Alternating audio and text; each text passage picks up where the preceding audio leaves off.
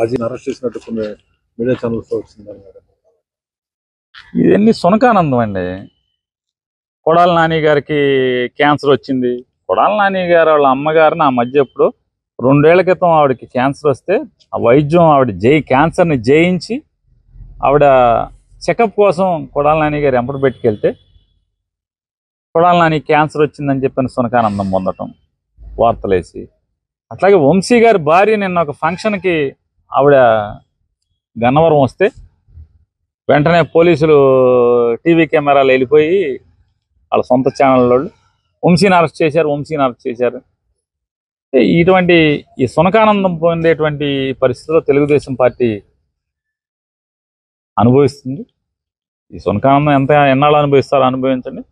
ఖచ్చితంగా వంశీ న్యాయపరంగా అన్యాయంగా తన్ను పెట్టారనే దాని మీద వైఎస్ఆర్ కాంగ్రెస్ పార్టీ ఆఫీస్ మీద దాడికి బెజవాడ నుంచి గూణాలను తీసుకొచ్చి దాడికి వస్తే దాన్ని ఎదుర్కొన్నందుకు వాళ్ళ వంశీని 71 ముద్దాయిగానే ఎంతగానో పెట్టారు. అది కూడా నిన్న మొన్న పెట్టారు ఈ మధ్యకాలం.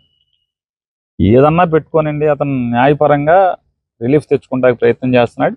ఖచ్చితంగా అతను బెయిల్ తీసుకుని వస్తాడు.